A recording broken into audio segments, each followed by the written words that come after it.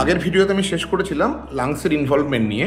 এবার রিউমাটয়েড আর্থ্রাইটিসের কিছু জিনিস আপনাকে ছোট করে বলা ভালো।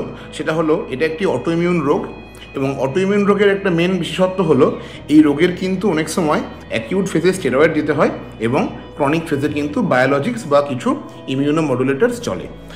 অনেকেই হঠাৎ করে ব্যথা কমে গেলে আপনারা ওষুধ বন্ধ করে দেন, এটা কিন্তু খুব অন্যায় করেন, কারণ আপনাকে কিন্তু ইমিউনোমডুলেটর দিয়েই এই অটোইমিউন রোগগুলো কন্ট্রোলে রাখা হয়।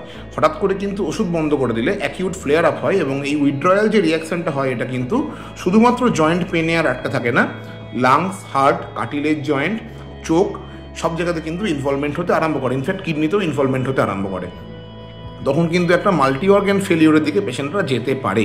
তাই জন্য আর্থ্রাইটিসের যারা পেশেন্ট তারা কিন্তু হুট করতেই একটু ভালো হয়ে গেলেই ওষুধটা কাউকে না দেখিয়ে না জানিয়ে বন্ধ করে দেবেন না, তাহলে কিন্তু আপনাদের শরীর খারাপ হতে পারে।